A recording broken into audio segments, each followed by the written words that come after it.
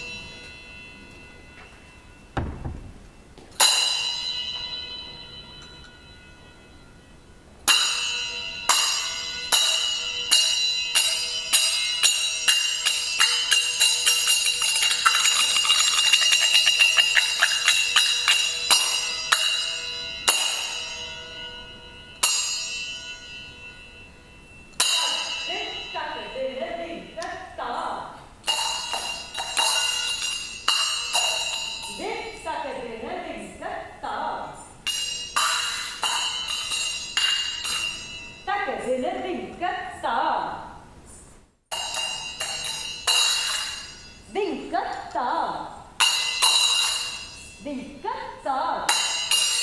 That song. Song. That with the tone, that with the tone, that with the tone. That with the tone, that with the tone, that with the tone. That with the tone, that with the tone, that with the tone. That is in a ding, just song. That is in a ding, just song. That is in a ding, just song. Ding, just song, just song, song. That with the tone, that with the tone, that with the tone. That with the tone, that with the tone, that with the tone. That with the tone, that with the tone, that with the tone.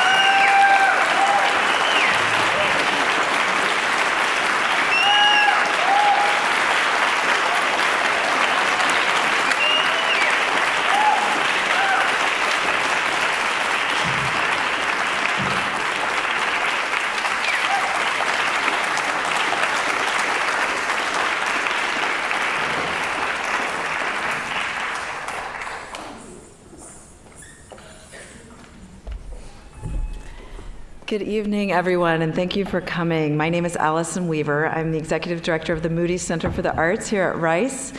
And I wanted to start by acknowledging we have a fantastic resource in the Silkroad Ensemble. They're actually in residence with us here at Rice for the next 3 years. It's the first of a 3-year project together. And I just want to give everyone a round of applause for that incredible performance.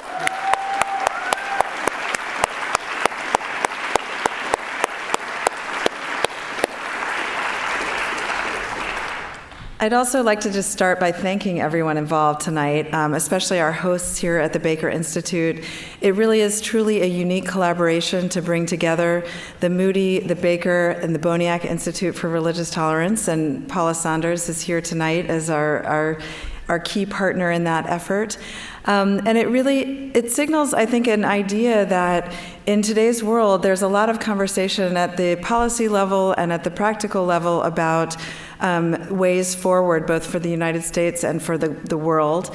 And what is maybe less examined is the role that art and culture plays in our presence on the international stage, and how do we as individuals relate to our place in a global society, especially in light of the somewhat fractured conversations that are going on today. So I think that it is more urgent than ever, and we're grateful to be at a university where we can bring together artists and scholars and practitioners to talk about those very thorny and difficult questions, but also to celebrate the role that the arts can play in negotiating some of those conversations. So I'm going to start tonight by, we're very delighted to have two illustrious speakers and an entire panel which will explore these, and we'll welcome questions for the audience after that. But I'm going to invite up our panel actually at this point. And we will hear first from Ellen Sussman, who is the former head of the Art and Embassies program, the State Department program, which she'll be telling you more about. Also, Eduardo Branev, who is the current executive director of the Silkroad Ensemble. And two of our musicians who are here with us, we're so fortunate to have Haruka Fuji and Danny back who've been performing with us all week and will be able to speak to these questions. But I think we're going to start with Ellen and really presenting both a visual art and a performing art perspective and how those are operating internationally. So I'm going to turn it over to you. Thank you. I hope everybody can hear me. Thanks very much, Allison. I am very excited to be here with the Silkroad to talk and think about how art transcends borders, fosters dialogue, and builds connection among people. I was very honored to be appointed Director of Art and Embassies by President Obama, and I served from 2013 to 2016. In a small world, I have to share this story.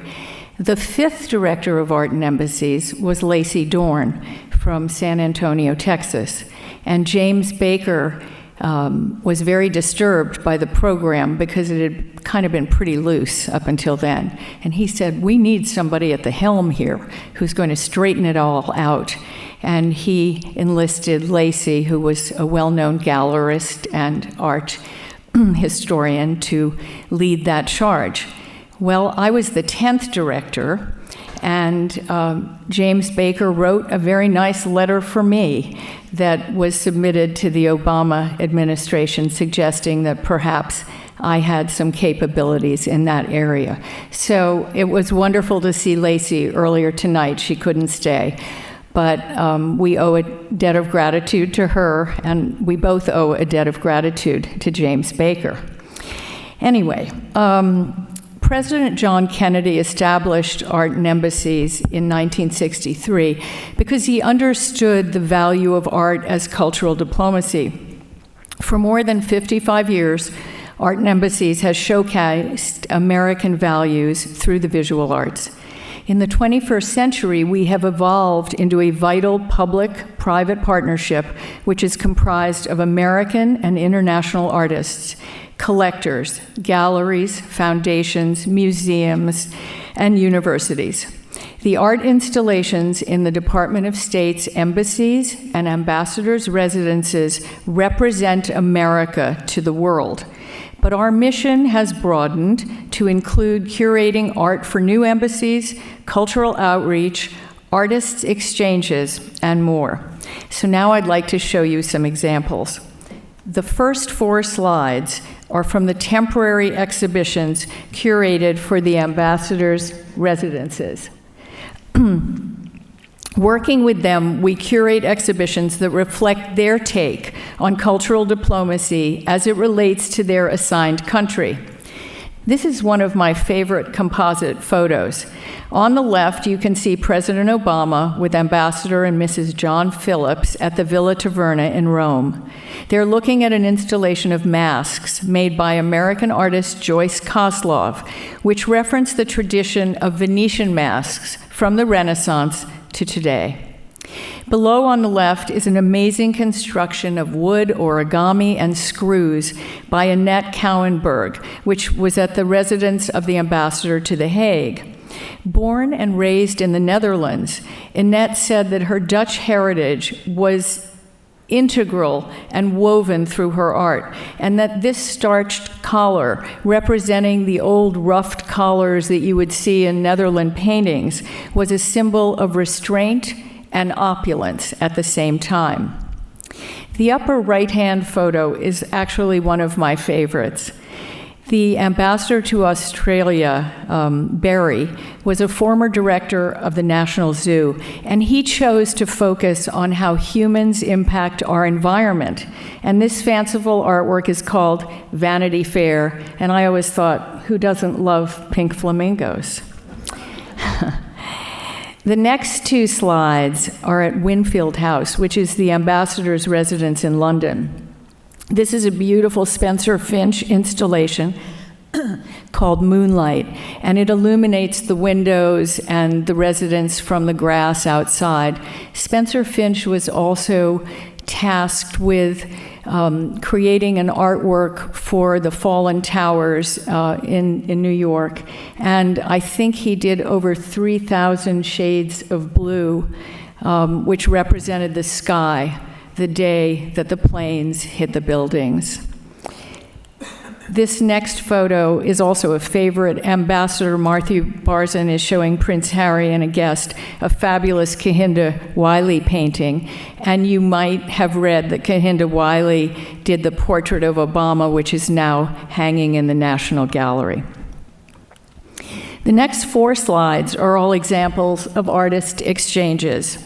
These experiences, facilitated by Art and Embassies curators, provide artists the opportunity to connect and collaborate with others while expanding their own artistic practice and enriching U.S. public diplomacy efforts abroad. I think I'm backwards on these. Okay. For the cultural exchange in Monrovia, the Working Man Collective, based in Washington, traveled to Liberia, and they learned that education and play were valued as community building in that country. So their resulting project, which was called Story, was a 3-part artwork that involved quilts, 4 large bronze school desks with the Liberian national symbol, which was the pepper bird, and finally, they built a playground that was on land designated for the project by a local township so that the children and their families could safely gather and play. And I think the faces of these kids when they finished it says it all. This photo is from, in 2013, we sent 3 generations of Navajo weavers on an exchange to collaborate with Laotian weavers to talk about tradition and culture. And although the countries may be a world apart, the methods they use are often strikingly similar. The Navajo weavers left after about 2 weeks, saying that they gained inspiration for their work from the weavers of the Lao lands. After 9/11, Congress commissioned new embassies to replace those that were deemed to be unsafe or insecure or at risk of physical harm around the world. In 2013, we commissioned artist Nick Cave to create a permanent work for the new embassy in Dakar, Senegal. This monumental bas-relief, which is installed in the atrium, was inspired by Nick's visits and collaboration with Senegalese artists, students, and citizens while he lived and worked there for 3 months. Rainbow netting is the underlying structure of the work, covered with thousands of pony beads, pipe cleaners, sequins, and other colorful objects. And it took Nick over 3 months to fabricate the work, which measures 20 by 25 feet and weighs over 500 pounds. It's really quite extraordinary. Cultural art outreach is another cornerstone of our program. 2014 found me in South Africa on a whirlwind tour of Cape Town, Pretoria, and Johannesburg with Ambassador Patrick Gaspard. With 2 American and 2 South African artists, we held master classes for art students, did art projects with the children of Langa, a township outside of Cape Town, and held talks, which were standing room only. People there were excited to hear the artists talk about transformation in race and identity, subjects that resonate both here and there, and I venture to say all over the world. In 2012, standing room only, Art and Embassies initiated a lecture series with the Tate Modern in London, allowing acclaimed artists like Maya Lin and Julie Moretu to present their work in the context of cultural diplomacy and international exchange. Following the success of this, we also launched similar initiatives in Canada and Madrid. In 2015, we initiated a collaboration with the Institute of American Indian Arts to produce a limited edition print series by 5 distinguished IAIA alumni. These unique prints will be showcased at U.S. diplomatic facilities around the world, and they serve to broaden understanding of Native cultures while fostering an appreciation for the beauty of American art. And finally, I'm going to go back one. We have the Medal of Art Awards, which was created to celebrate Art and Embassy's 50th anniversary. It's a biennial award, and it acknowledges individual artists who have shown an enduring commitment to cross-cultural exchange in a global context. Weaving a narrative, building goodwill, art in all of its forms serves as a reminder of our humanity and our shared heritage. Thank you. And now, continuing the story, Eduardo.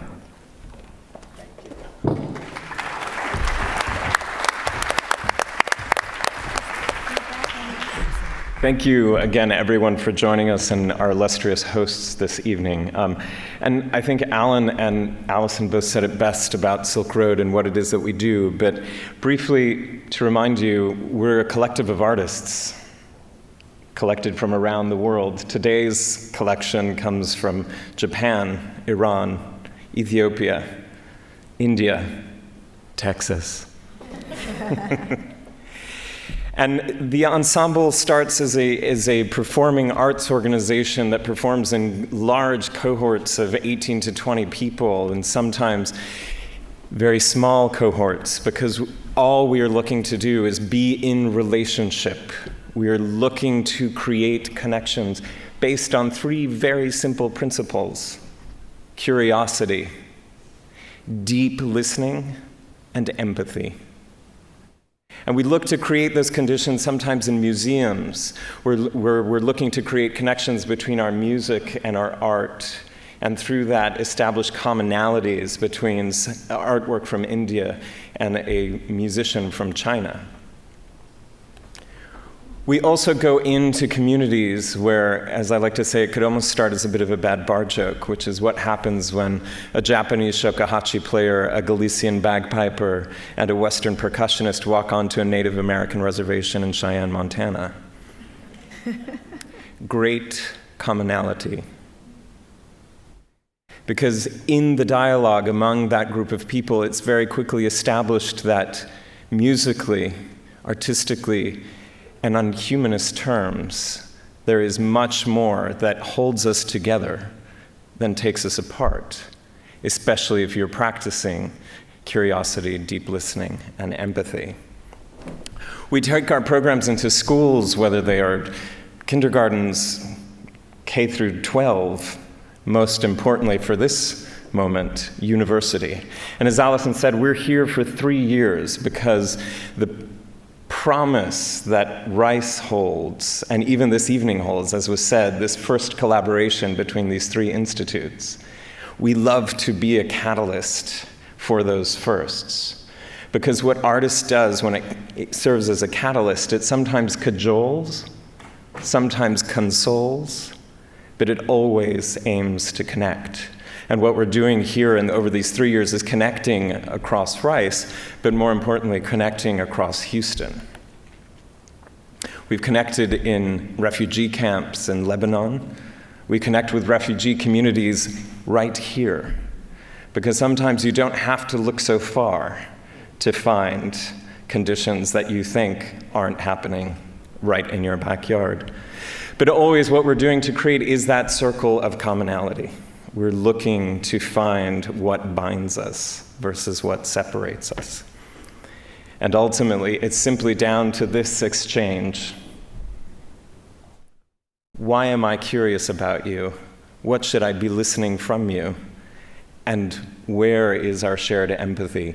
Because as we all maintain at Silkroad, what connects us is what generates more hope in the world.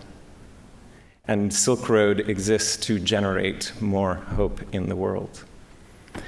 Now, generating a little hope this evening, I'd like to introduce 2 of our illustrious artists who are joining you on the panel today. First, I'd like to introduce multi-percussionist Haruka Fuji. She's won international acclaim for her interpretation of contemporary music, having commissioned and performed numerous premier works from luminary living composers. She's appeared as a soloist with major orchestras, including the Munich Philharmonic, Netherlands Chamber Orchestra, Sydney Symphony Orchestra, Orchestre National de Lyon, and the NHK Symphony Orchestra.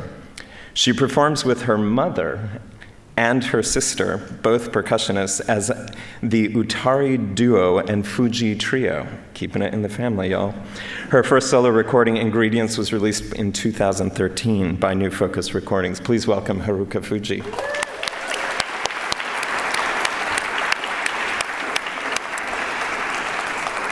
Next, growing up in Texas as a first-generation Ethiopian American, Danny Mekinen often heard traditional Ethiopian instruments and vocals. After becoming an accomplished saxophonist, Danny sought out master Ethiopian musicians to learn to play the traditional instruments of his heritage. Danny is the founder and director of Debo Band, whose self-titled debut was included on NPR's 50 Favorite Albums of 2012. The group's groundbreaking take on Ethiopian music has led to performances at the Montreal Jazz Festival, New Orleans Jazz and Heritage Festival, Lincoln Center, the Kennedy Center, South by Southwest, and the Ethiopian Music Festivals in Addis Ababa. He also served as the director of the Nile Project, an ensemble comprised of musicians from the 11 countries of the Nile Basin that promotes regional cooperation and sustainability. He has an MA in ethnomusicology from Harvard University, where he researched Ethiopian popular music of the 60s and 70s. Please welcome Danny.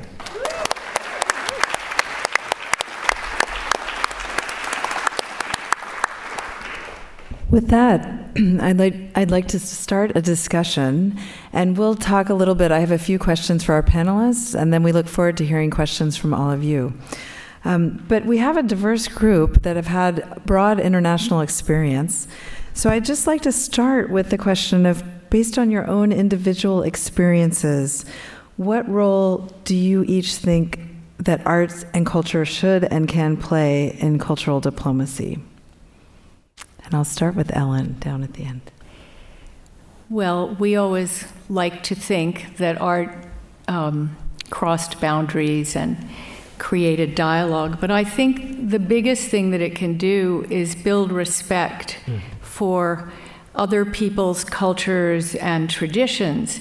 And if you are going into a country and you're bringing artists or bringing art, what you want to be sure of is that that country has a buy-in with what you're bringing, and that you realize that by collaborating with them, by bringing art to them and also using their art in whatever building you're curating for, that you begin to build a sense of community. And that goes a lot farther sometimes than boots on the ground.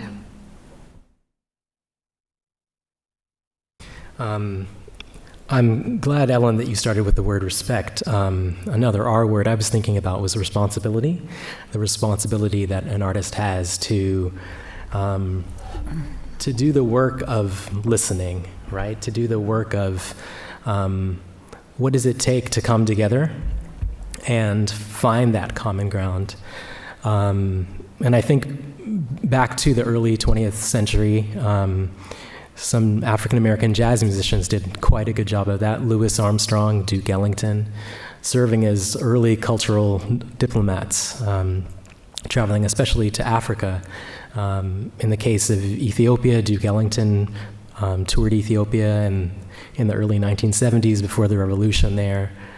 And I think there's a lot to be said for the responsibility of an artist to go and see the world and then connect with other artists and then bring that knowledge, that empathy, that curiosity back home. And then it's this sort of network that develops.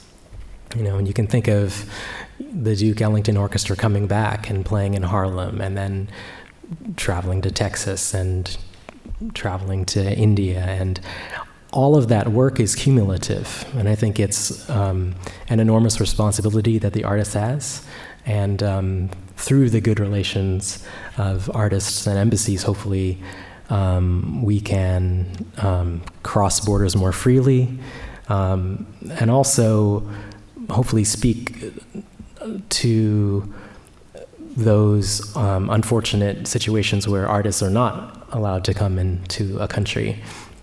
I've been fortunate enough to sponsor some ensembles from Ethiopia, and simply because of an artist's name and their sort of, how Arabic the artist's name sounds. Sometimes, artists are unable to come into the country.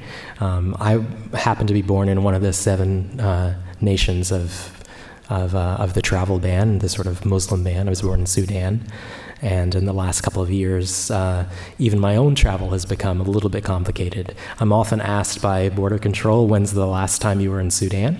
I say April 1982, and I usually get passed on. But compared to other stories we're aware of, that's such a minor inconvenience. But so I just wanted to speak a little bit of responsibility in taking a moment to do so.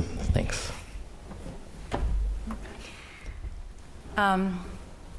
Hello.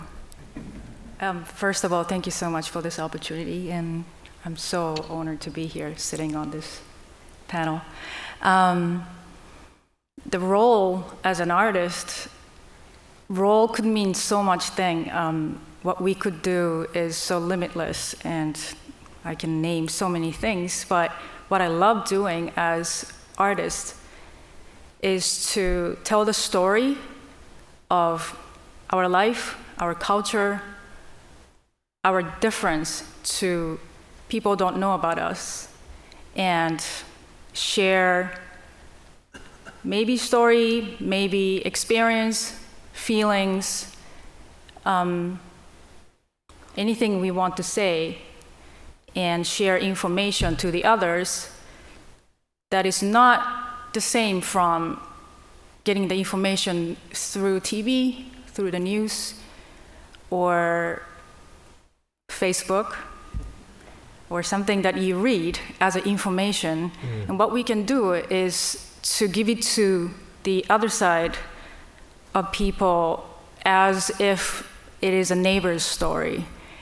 And we can make the others feel about the story so that it becomes almost your story.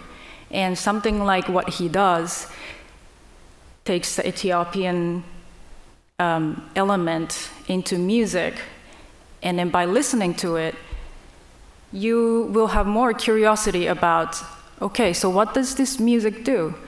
And what does it mean? By us talking about the story of the music, story of the story, then we can keep sharing to the others, not as just the information that sits there, that we can actually feel the temperature.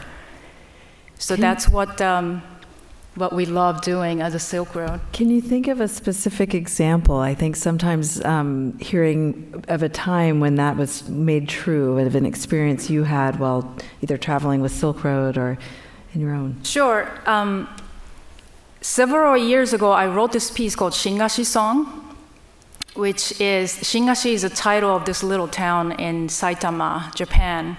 And I spent a lot of time there. That's where my grandparents are. And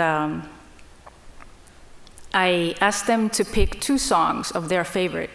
And my grandfather picked a song about the fisherman's town and how difficult fishermen and immigrants to the north part of where he's from, Hokkaido, is how difficult it could be, the life of it. And then it's a very distinguished style of singing called oiwake. So he picked this song, that's his favorite song. And then grandmother picked kids playing song. So I combined these 2 songs and then made a piece out of that. And I started performing and I started sharing with different musicians. And this piece that talks about fisherman town and also Japanese children play, both tradition is slowly decaying because it goes with the depopulation problem of Japan. These rural fisherman towns are disappearing, and then the style of the singing is disappearing. So this song, and then how traditional play used to be, it's a ball-playing game. We know about this, every Japanese people know about this, but it is disappearing because the generation is changing, and that's not how we play. All we need is iPad right now, right? So these 2 pieces together, I made a song, and I performed it in India, I performed it in Croatia, I performed it in many different combinations of artists from all over the world. And every time I perform, I keep telling about this story. So people get to know, oh, there is actually a problem, that these beautiful things are disappearing. And without reading anything about it, I was able to tell that because the music could be interesting, that they want to know what it is about. So that is one example. Danny, do you want to speak to that? In your own travels, how you feel you've experienced this? I think for me, it was a week ago today. I was in Worcester, Massachusetts. Silkroad was in residency at the College of the Holy Cross, a Jesuit school in Worcester. And Worcester is a town, I believe it's one of the like 3 or 4 largest cities in Massachusetts. About a solid rough hour and 15 minutes from Boston, 4 hours from New York. It's kind of in the middle of, it doesn't feel connected to other parts of Massachusetts and New England in a way.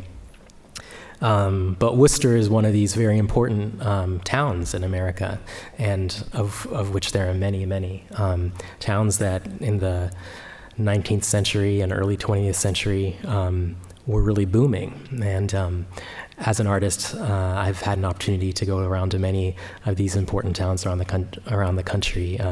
Butte, Montana is one of those towns that comes to mind. And so these cities become economically depressed, and then the hope is that they will somehow revitalize. And one thing that I saw there in Worcester last week exactly, last Wednesday, we had a jam session with. We did 2 jam sessions, or 2 activities. One was a drum circle. And so there's a school in Worcester that works with immigrants, young children from Africa who have immigrated to the United States, I'm sure, in very desperate and sort of war-torn situations.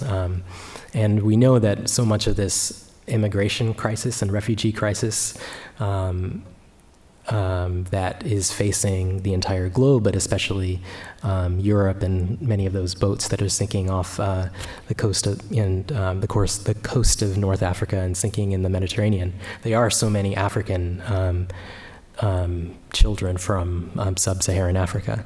So here I am in a pop-up in downtown Worcester with other members of Silkroad, playing drums with a group of, I'd say, about 15 young people from Africa, 14 and 15 years old. And I simply introduced myself as a Sudanese-born Ethiopian. And there isn't that, there's this immediate connection without even having to say anything. And we play in a drum circle for about an hour. And then the next activity, we had a short break. The next activity was an invitation. College of the Holy Cross reached out to an artisan program where they work with refugees who have skills like basket weaving. And so we invited about 10 people from the community. And in walked 4 women from Bhutan, 3 or 4 men from Nepal, a woman from Kyrgyzstan, and everyone came in their full traditional dress. And they came with instruments, these traditional instruments. And as we were reflecting the next day about this jam session, where there was deep exchange, not only in the young African drum circle, but then also in this jam session with older musicians from Bhutan, Nepal, and other places in Asia. What occurred to us was, here it is, these people traveled and literally brought their culture with them.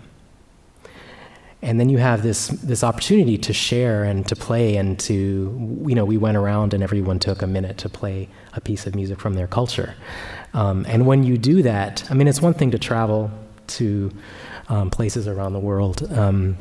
But as was said earlier, you realize that, I believe Eduardo said it, you realize that these things are happening in your neighborhoods, right? In Worcester, Massachusetts, in Houston, all over the country. And so to see that in real time without having to travel halfway across the world.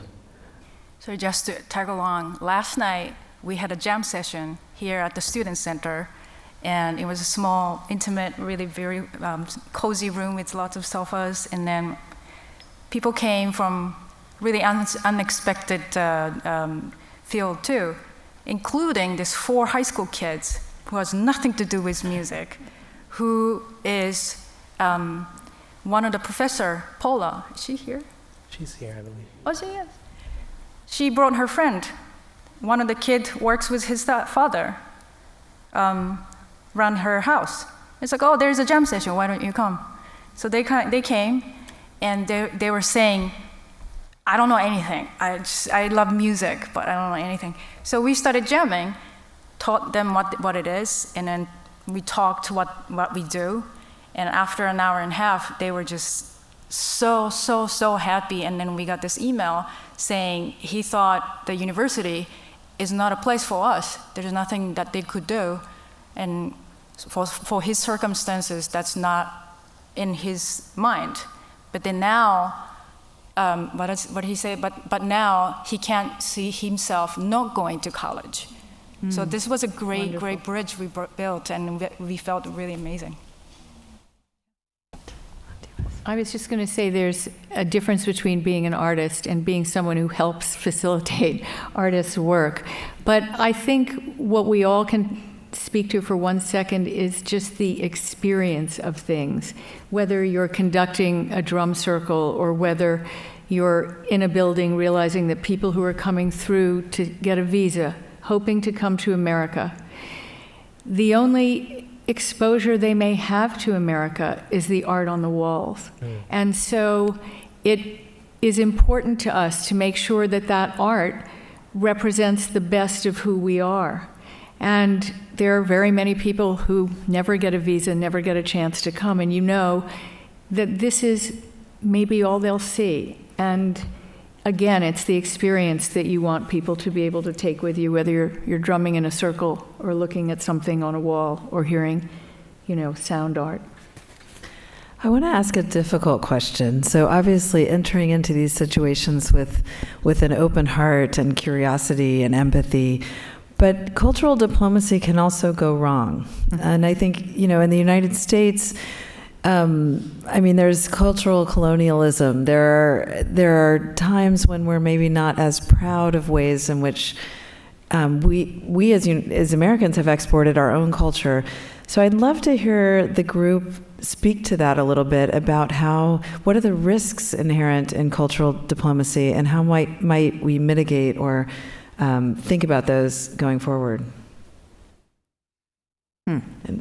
Well, I had said to Allison earlier, certainly there are many examples of cultural diplomacy that went slightly awry, but they range from the absurd to the ridiculous. But I think the biggest, once we had somebody who wanted to make a gift of a bust to the our Czechoslovakian embassy, because the person's grandfather had been very instrumental in helping Václav Havel topple communism. And the ambassador who was there then very much wanted to have this bust in the hall. And in our dialogue, I said, well, we would be happy to accept it, but he had to make it an unrestricted gift, because there's no way that I can promise that the next ambassador will want the bust in the hallway. He might want to put it in the closet. And for some reason, this man would not. We just had a terrible time going over and over and over the fact that it had to be an unconditional gift. And finally, I turned it down, because he just wouldn't, do the paperwork, and we had to say, we can't promise. I don't want you to turn up somewhere and find that the bust is not in the hall. And that's a stupid example. We did have examples with art where we were told by embassy personnel, for example, that a piece might be disruptive or intolerant of the culture because of something that was in it. In Senegal, there was a piece that a woman did, I can't remember her name, to it was records and a hand turning all these different records in this big installation piece. And the embassy was very upset because they felt that there had been a lot of people who had been maimed through genocide and lost their hands, and that this would be a very bad reminder. And in fact, the Senegalese didn't mind the piece at all. They thought it was really wonderful. It was kind of a connection to music and jazz and bridging, ethno varieties of music. And this one particular woman just had a real fit about it. And finally, we had to say, look, we're not taking the piece down. We think it's a really good piece. It's an important piece. And it's staying. So you do find things all the time that somebody takes issue with, and you have to really weigh whether or not it is something that doesn't hit the right chord. Because, again, you want to be responsible, you want to be respectful, and you want to promote understanding, not divisiveness. Another R word that comes to mind is risk. And the importance of creating at the boundaries of comfort. And I think that good art can't really be made if we're not willing to take some risks. That being said, I think that we can't just go into the work of cultural diplomacy and stop at curiosity, right? Because,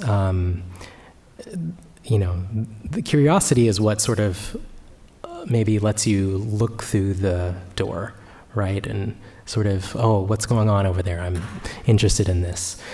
But I think the deep listening and that sort of respectful engagement and understanding that because of this, the history of colonialism, neo-colonialism, cultural colonialism, because of this, there's a healthy amount and an understandable amount of skepticism. What's really being imported, what's being exchanged, and will we be safe? And I think that one thing that I have often thought about is that an ignorance in our responsibility, or an ignorance in what's actually going on, can have like life or death consequences, right? And one of the things we have to build towards is an idea of like that ignorance being intolerable, that we can't live with ourselves as a people if we know that ignorance can lead to harm.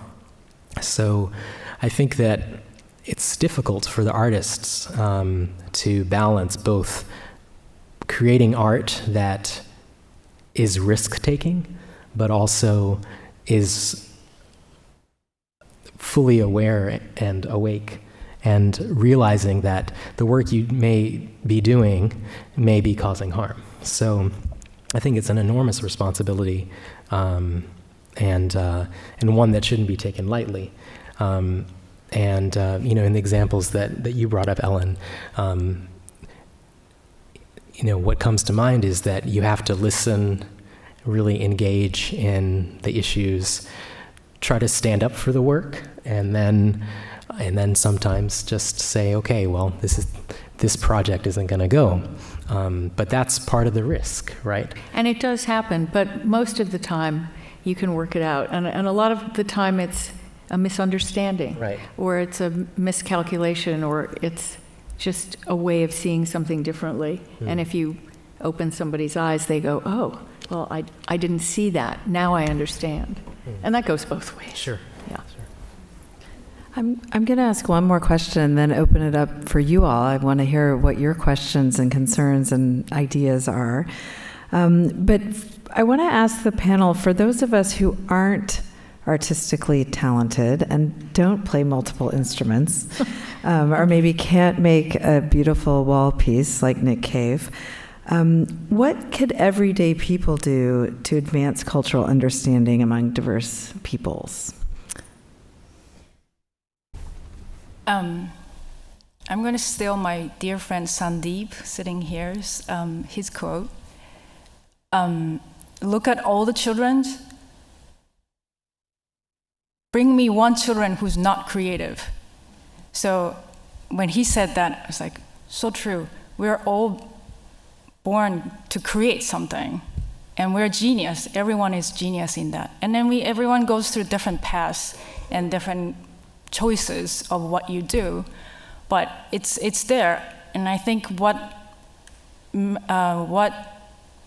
makes being creative is just finding the right opportunity, meeting the right people, and just be aware of the space that you can be creative.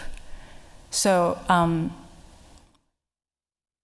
I would say this is like a question for more of a question for the people who can make more opportunity to be next to the creative space, so that you can just jump onto, or more opportunity to meet the artists who can wake up your creativeness. So just to be aware, and also to be curious about what makes it creative, and that's the start of being that's the start of creating. Danny, do you want to? Thank you, Sandeep. I mean, I think that's, I often think the same thing about my own child. I have an 8-year-old, and she's incredibly creative. Unfortunately, I've noticed that each year she's in public school, there seems to be a little bit more, it seems like she feels a little bit less free, you know? There's some anxiety around some exam, some placement test. She's worried that she can't do multiplication. A week before school started, a week before the 3rd grade started, she was able to construct a 12 by 12 multiplication table. And we made 2 copies of it, one for home and one for her school desk.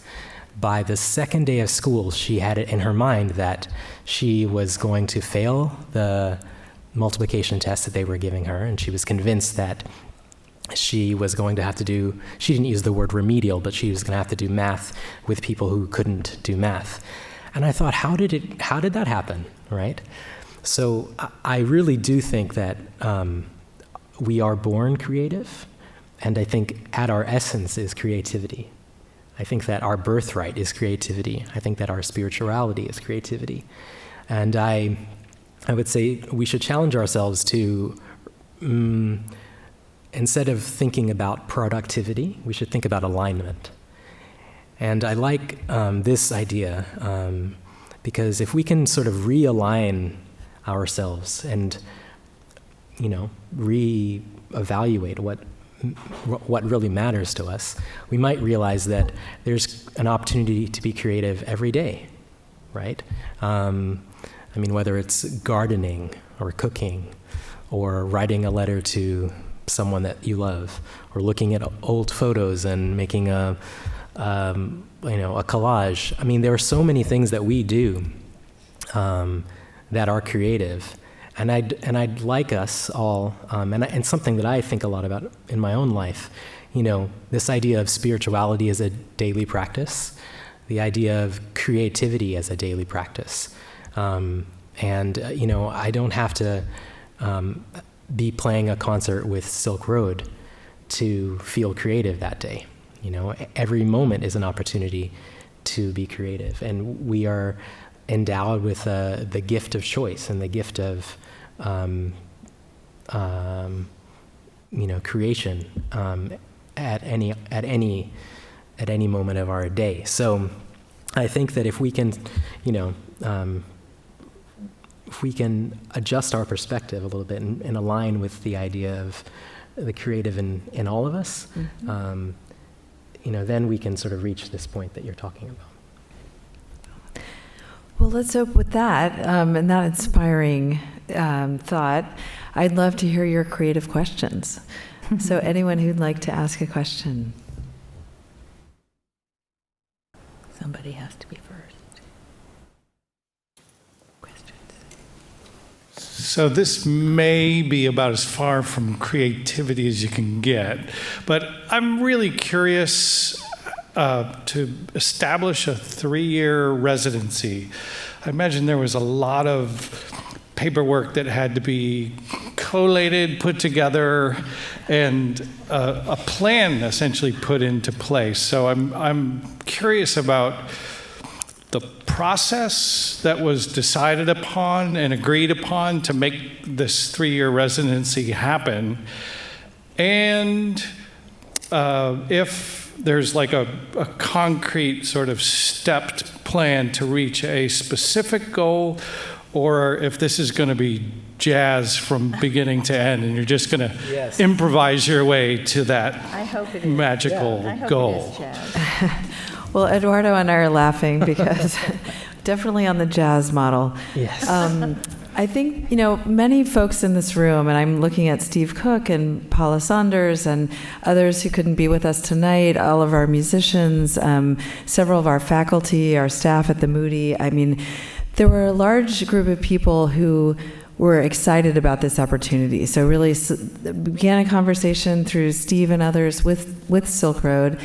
And, you know, we started to talk about what this could be, both at Rice and in Houston. And I think it's important to emphasize that the university is really like a platform that we hope will enable conversation both on and off campus. So we started talking about what that might be, and of course it could involve students and classes, but also public and community forums such as this one, also going into schools, HSPVA and other places that there's an entire curriculum that Silkroad has developed around issues of curiosity and creativity.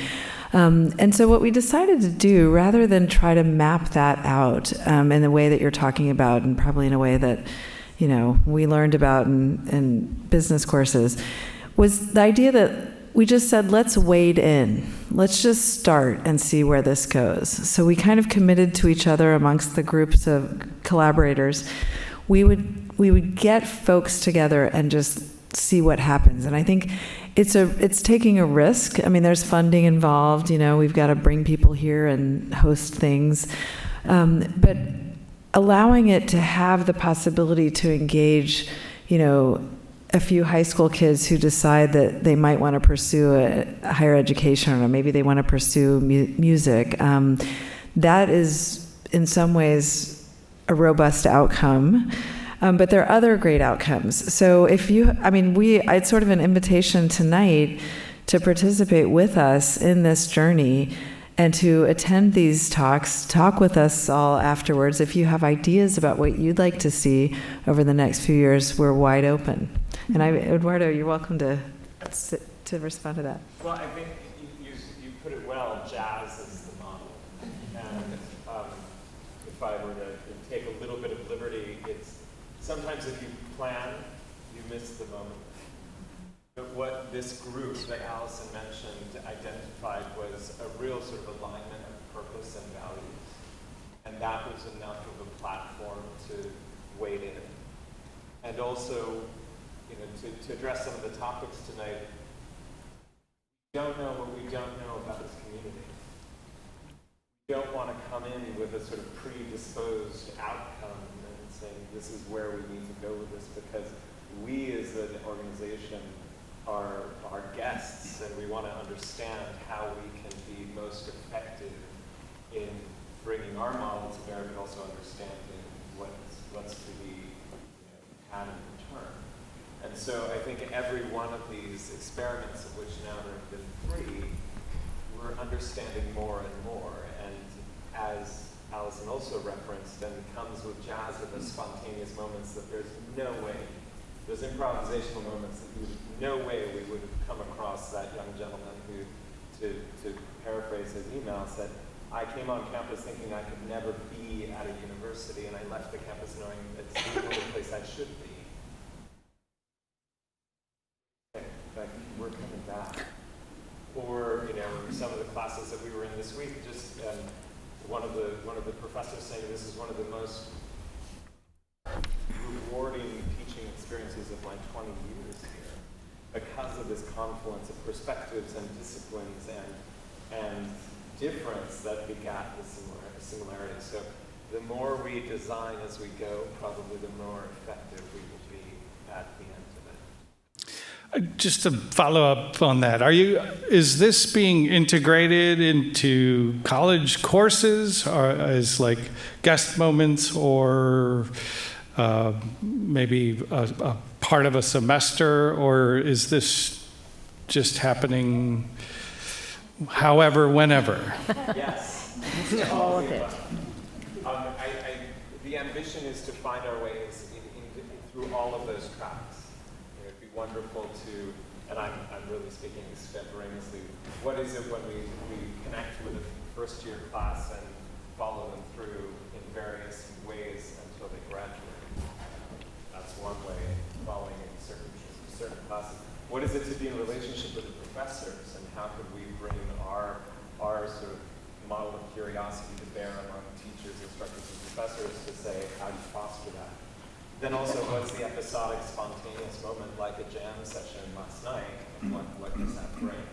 So again, as we learn more, the more we'll be able to much more deliberately find our way in all those tracks, because that's probably where it will be most, it's not probably, that's where it will be most effective, is just how to do it. Thank you. Thank you. So you all come from different cultures, you have different types of instruments. How do you collaborate to create music? Is it a formal process? Do you sit in a studio and decide to do something? How do you actually create what you do? So, practically, we live all kinds of different places all over the world. So when there is a project, we all get together, and logistically, that's what I meant to say. We all get together at an opportunity like this, so that we get together, we start making the music together, and sometime the residency followed with a 2 weeks tour, so we start going 10 different cities. So we have the set program during the residency. So not just visiting the classes and then panel discussion, and in between we're like rehearsing crazy. So that could be one model. But musically speaking, how we make music together is that sharing the space and making a conversation. It's almost like what we talked about, that what we are going to do with Rice University is to see what we can communicate with and to express yourself and listen to the others and make something together that resonates well. So does it come down to, does it ever get to paper? Do you ever write it down, or is it, do you take videos so that you know kind of what you have done? How do you actually put it all together and then remember it? I find that paper gets in the way. I mean, a lot of our traditions are not notated traditions. I want to go back to the idea of doing it like jazz. And say that there's this idea of spontaneous composition, or the spontaneity of a jazz improvisation, that has, there is a lot of misconception. You know, it's not jazz musicians getting together and just going. There's years and years and years of study, right, before you hit the downbeat, right? I've been playing the saxophone for 26 years. I imagine that, you know, those numbers just go up from there.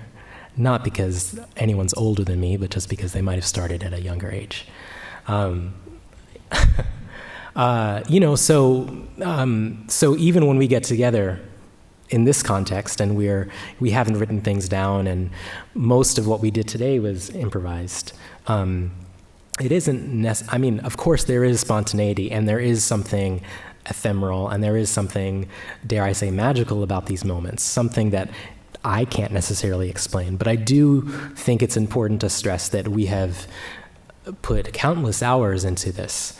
And I think that idea of the work and the dedication can be a metaphor for what I think, if we're going to do cultural diplomacy, it is work, right? And we commit to that work, and that means we do it really well. We want to be the best at it. You know, we want, you know, this idea of, you know, when I set out to play the saxophone, and, you know, for many years I was practicing 6-8 hours a day.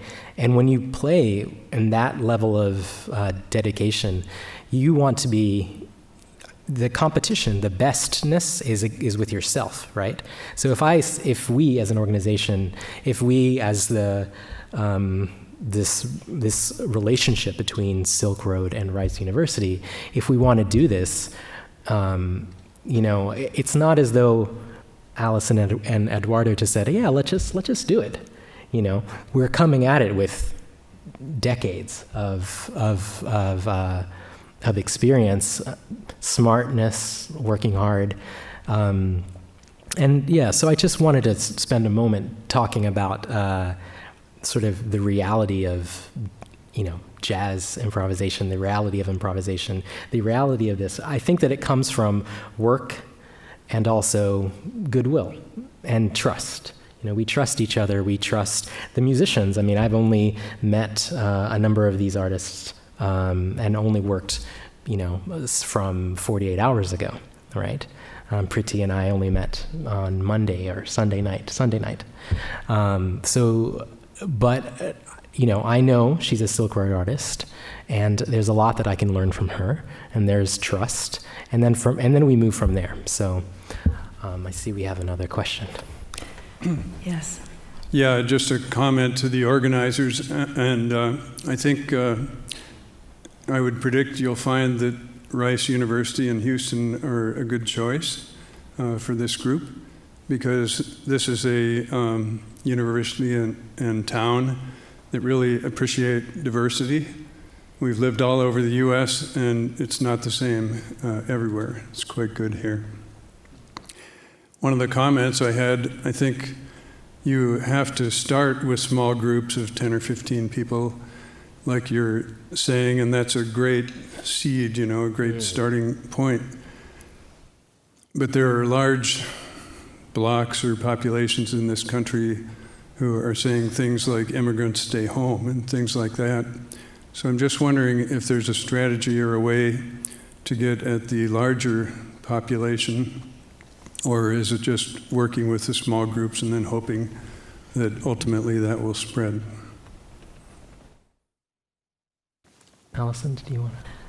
Well, I think part of the goal is dialogue, right? So we're offering a platform for conversation, and that conversation can start through music, it can start through discussion like tonight, it can start on a one-to-one basis or a larger platform. But I think the idea is to open up the discourse. So one of the problems is where, the fracturing is because there isn't discourse.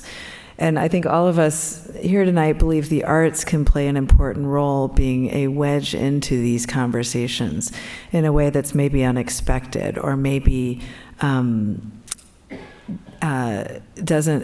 doesn't start in a place of defensiveness in the way that maybe a straight up policy conversation would start. Or we talk a lot about what role the arts can play. Being at the Moody Center and at a university at Rice, it really is a unique wedge in. And so this is an experiment in that effort. And I think it's acknowledged that didacticism, whether on a small or large scale, is largely ineffective.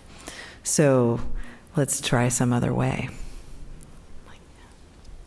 Hi, I had a question about what suggestions do you have for being more creative, specifically in music?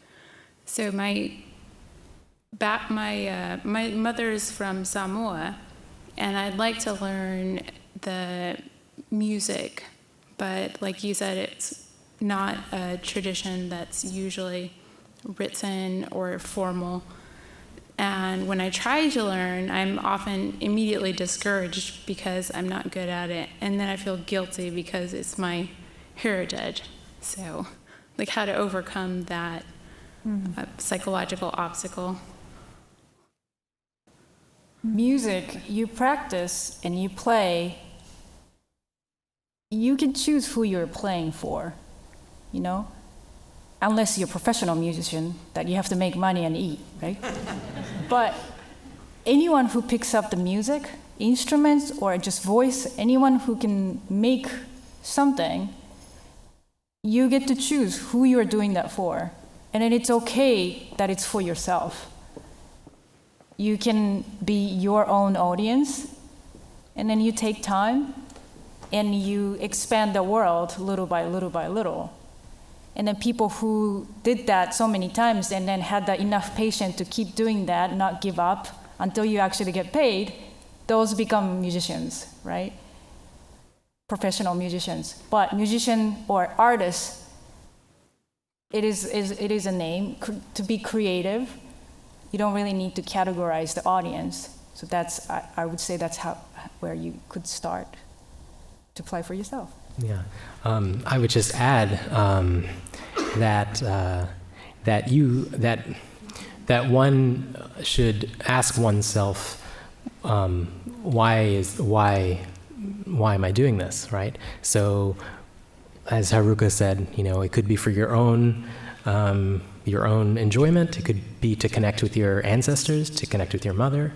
And in that way, if it's about connection, then for me it sounds like a pretty exciting lifelong project, right? And so it doesn't have to be, I think we have this idea of we want something rather quickly. And for me, I started working and playing Ethiopian music probably 15 years ago. Before that, I had asked my father for a music book. He was traveling to Ethiopia, and I wanted something. I wanted some shortcut. There was no book to learn from. So for me, it was listening to recordings, and now with everything that you can find and access on your phone, there's so many resources. It used to be that you had to, go to a library and dig for recordings from Samoa or from Ethiopia, but now they're literally everywhere. And I think if you can find a teacher, someone to study with privately, that would be my recommendation, and look at it as an investment into your own culture and not something that would happen quickly. Sure. Yeah. Thank you. My question is for Ellen. It's a simple question. Not a question, maybe a clarifying statement or question. Does the art in the Embassies program still exist? If it doesn't exist, what are people like you doing about it?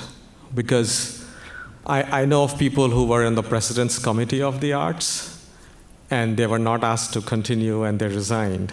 And when I hear people resigning, I feel very sad that they're not trying to have a conversation or a dialogue. So I'm very curious to know what people like you who are in that position are doing about it. Thank you. That is a very good question. I was an appointee, so if somebody were to follow me, it would be up to President Trump and the Secretary of State to appoint someone.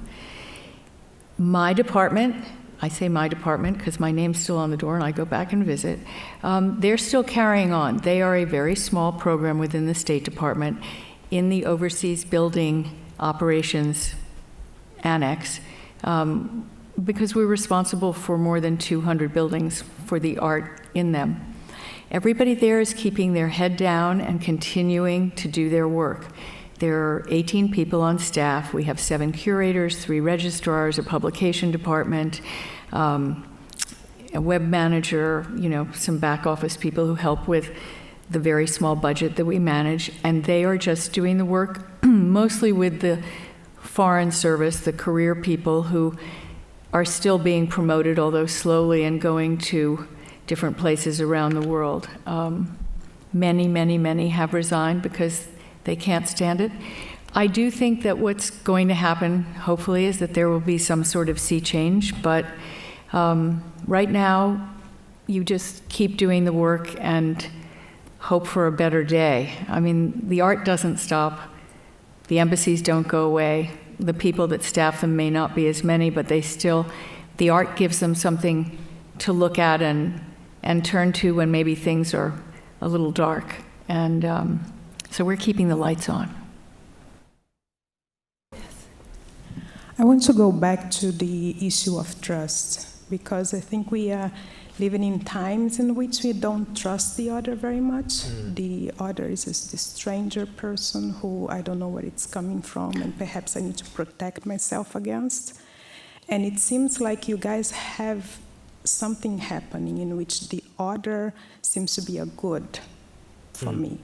Seems to be someone I can learn from, someone perhaps I couldn't do without. And I wanted to know where that trust comes from, because I think we are in need of that source of that trust. Yeah. I think maybe it was Stevie Wonder who said, "Love is in need of love today." Do you know that song? So yeah, I think it's something like this, I think that our survival depends upon it, And I think we can get caught up in so many things, like as you were saying, Allison, if we, all the policies. And if we were having a different discussion, I could think of it being a lot more contentious and, argument and debate. But I think that, for me, it's not about universality of what we do. If I were to play an Ethiopian war chant on my saxophone now, of which there are saxophone, saxophone examples of from the 1960s and 70s, that may not translate. You may have no idea what I'm playing, right? So for me, I kind of work against the idea of universality. And instead I think, okay, what do we share? What's commonality, right? I think in order to make a connection and in order for there to be something like diplomacy, we have to decide what our values are. And we have to decide what's important. When we talk about, changing the world and what the art can do, what music can do,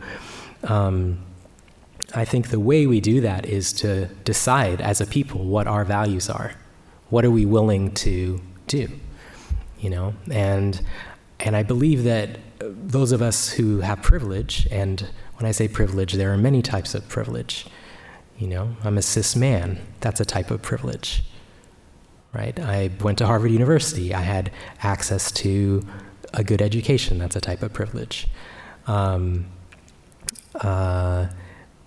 And we all have these privileges, but those of us with privilege, whatever that may be, really need to work and to decide what our values are and how far are we willing to go, right?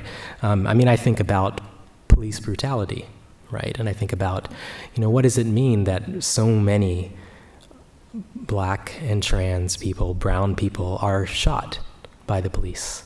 And what will we as a people decide to do about that? And if you pay attention, at some point that becomes intolerable, as I was saying earlier. So I decided a long time ago that love was quite important, and then I learned that through people like John Coltrane and A Love Supreme. I learned that from Billie Holiday. I learned that from Stevie Wonder. I learned that from my mother. And these values are, this is a core value for me as an artist and as a human. And building trust is, I think, trust and love go hand in hand. Trust as a value, love as a value, peace as a principle. And I think that these are the things that to me feel quite universal across the world. It's easy to get twisted when we have people in power who say different things, when we have media that speaks different things. But I believe deeply that there are vastly more of us who care deeply about the question that you asked. Because I felt it, when you were speaking. This idea of trust, it's something that we all deeply want. So for me, it comes back to values and what I'm willing to do. And I think we're getting to the very end of our evening, but I wonder if in the spirit of improv and trust and hope, if we could ask our musicians to send us off with a very short and improvisational musical piece.